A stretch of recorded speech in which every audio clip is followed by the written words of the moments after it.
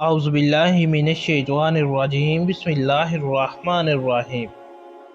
حضور نبی رحمت صلی اللہ علیہ وآلہ وسلم کی آمد سے پہلے عرب کے لوگ جانوروں کے ساتھ نہایت وحشیانہ سلوک کرتے تھے۔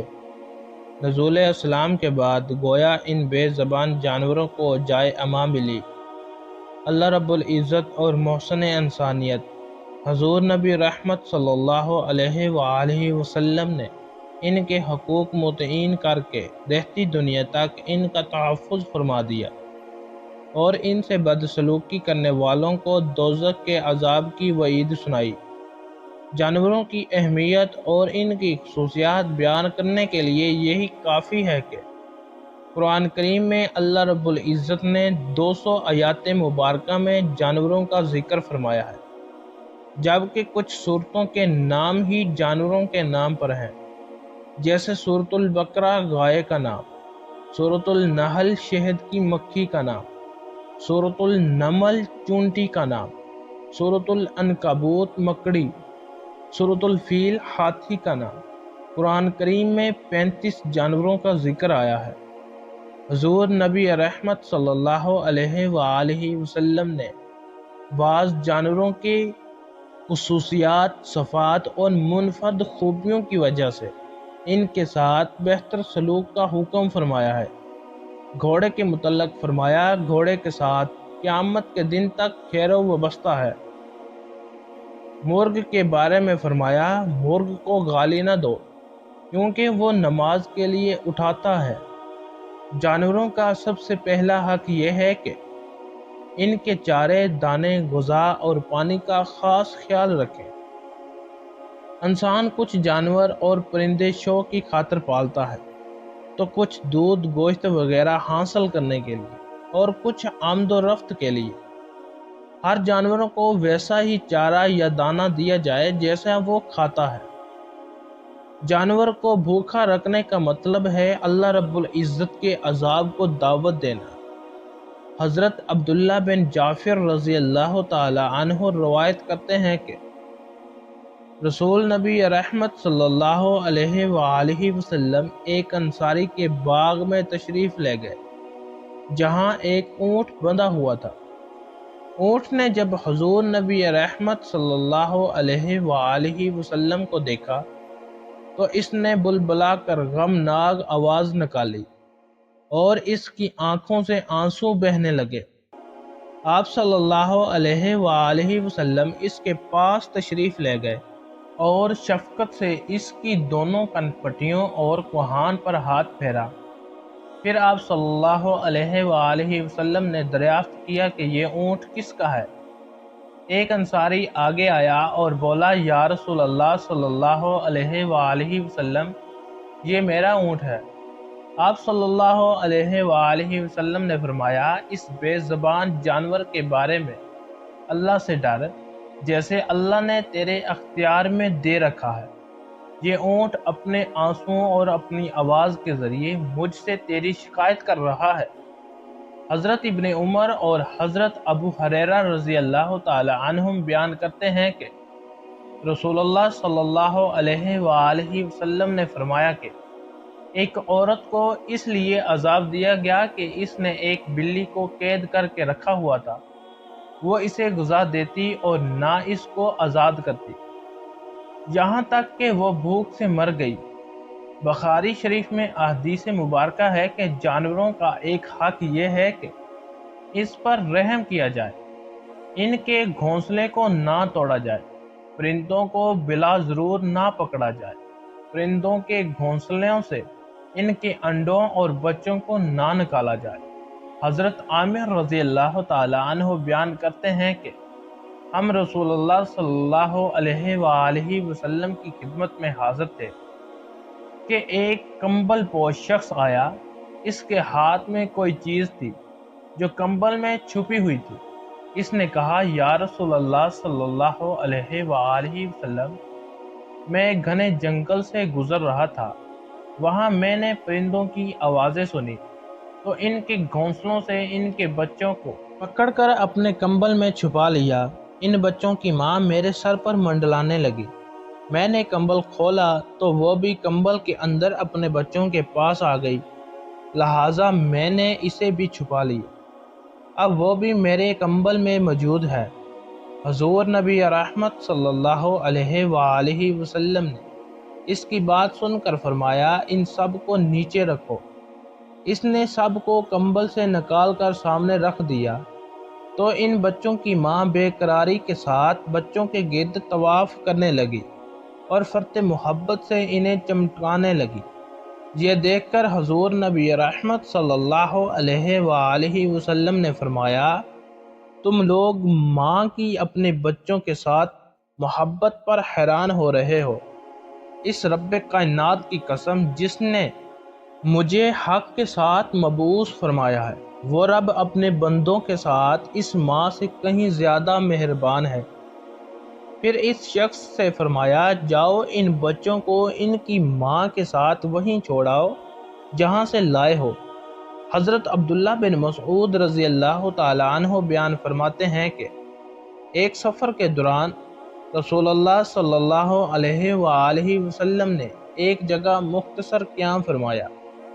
آپ صلی اللہ علیہ وآلہ وسلم کی جماعت کے ایک شخص نے قریبی گھونسلے سے ایک چڑیا کا انڈا اٹھا لیا۔ چڑیا آئی اور حضور صلی اللہ علیہ وآلہ وسلم کے سر پر پھڑپھڑانے لگی۔ آپ صلی اللہ علیہ وآلہ وسلم نے فرمایا، تم میں سے کس نے اس کے انڈے کے بارے میں اس سے دکھ پہنچایا ہے؟ ایک شخص نے عرض کیا، یا رسول اللہ صلی اللہ علیہ وآلہ وسلم، میں نے اس کے انڈے کو اٹھا لیا ہے۔ آپ صلی اللہ علیہ وآلہ وسلم نے فرمایا، اس پر رحم کرتے ہوئے اس کے انڈے کو واپس رکھ دو۔ جانوروں کا ایک حق یہ بھی ہے کہ انہیں عزتیں نہ دیں۔ جانوروں کو مارنا، ان کے جسم کو دغانا، جسم کے مختلف حصوں پر چرائے لگانا اور چھوٹے معصوم پرندوں پر نشانہ بازی کرنا عزتیں کے زمرے میں آتا ہے، جو نہایت ہی ناپسندیدہ عمل ہے۔ حضرت ابن عمر رضی اللہ تعالی عنہ بیان کرتے ہیں کہ رسول اللہ صلی اللہ علیہ وآلہ وسلم نے اس شخص پر لعنت فرمائی جو کسی ذی روح کو نقصان پہنچائے، نشانہ بنائے۔ حضرت ابن عباس رضی اللہ تعالی عنہ سے روایت ہے کہ رسول اکرم صلی اللہ علیہ وآلہ وسلم کے پاس سے ایک گدھا گزرا جس کے منہ پر داغا گیا تھا۔ آپ صلی اللہ علیہ وآلہ وسلم نے یہ دیکھ کر فرمایا، اس شخص پر لعنت ہو جس نے اس کو داغا ہے۔ حضور نبی رحمت صلی اللہ علیہ وآلہ وسلم جب مدینہ تشریف لائے تو آپ نے دیکھا کہ لوگ اونٹوں کے کوہان اور دمبوں کی چکیاں کاٹ لیتے تھے اور انہیں نہایت شوق سے کھاتے تھے۔ آپ صلی اللہ علیہ وآلہ وسلم نے فرمایا کہ زندہ جانور کے جسم سے جو حصہ کاٹ لیا جائے وہ مرداد ہے، اسے نہ کھایا جائے۔ حضرت ابو ہریرہ رضی اللہ تعالی عنہ سے روایت ہے کہ حضور نبی کریم صلی اللہ علیہ وآلہ وسلم نے فرمایا کہ ایک بدکار عورت کی بخشش صرف اس وجہ سے کی گئی کہ ایک مرتبہ اس کا گزر ایک ایسے کنویں پر ہوا جس کے قریب ایک کتا کھڑا پیاس کی شدت سے ہانپ رہا تھا اور قریب المرگ تھا۔ اس وقت کنویں سے پانی نکالنے کے لیے کچھ موجود نہ تھا۔ عورت نے جب یہ دیکھا تو جلدی سے اپنا جرمی موزہ اتار کر اپنی اوڑھنی کے پہلو سے باندھا اور کنویں سے پانی نکال کر اس کتے کو پلایا۔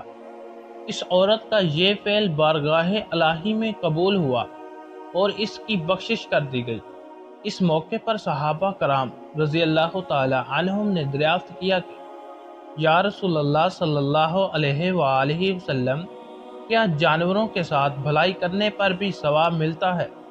آپ صلی اللہ علیہ وآلہ وسلم نے فرمایا، ہاں، ہر ذی روح کے ساتھ نیک سلوک کرنے میں صدقہ کا اجر ہے۔ جانوروں کا ایک حق یہ بھی ہے کہ ان کے آرام کا خیال رکھا جائے۔ اللہ کے رسول صلی اللہ علیہ وآلہ وسلم نے جانوروں کے آرام کا خیال رکھنے کی بڑی تلقین فرمائی ہے۔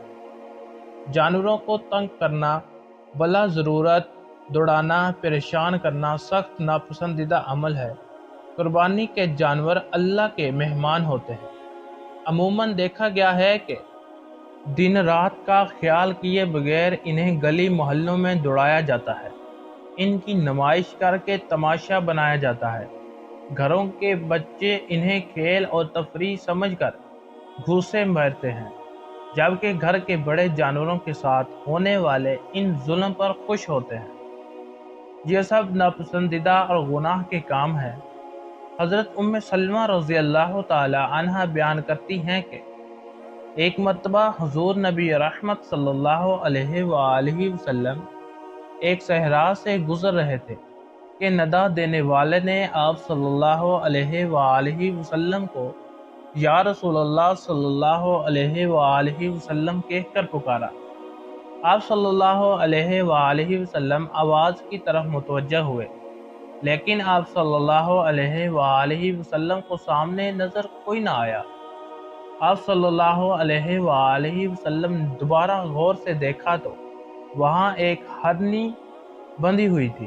اس نے عرض کیا، یا رسول اللہ صلی اللہ علیہ وآلہ وسلم، میرے نزدیک تشریف لائیں۔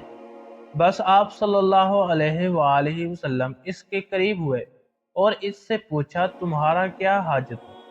اس نے عرض کیا، اس پہاڑ میں میرے دو چھوٹے چھوٹے نومولود بچے ہیں، بس آپ مجھے آزاد کر دیجئے کہ میں جا کر انہیں دودھ پلا سکوں، پھر میں واپس لوٹ آؤں گی۔ آپ صلی اللہ علیہ وآلہ وسلم نے پوچھا، کیا تم ایسا ہی کرو گی؟ اس نے عرض کیا، اگر میں ایسا نہ کروں تو اللہ تبارک و تعالی مجھے سخت عذاب دے۔ بس آپ صلی اللہ علیہ وآلہ وسلم نے اسے آزاد کر دیا۔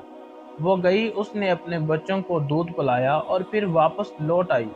آپ صلی اللہ علیہ وآلہ وسلم نے اسے دوبارہ باندھ دیا۔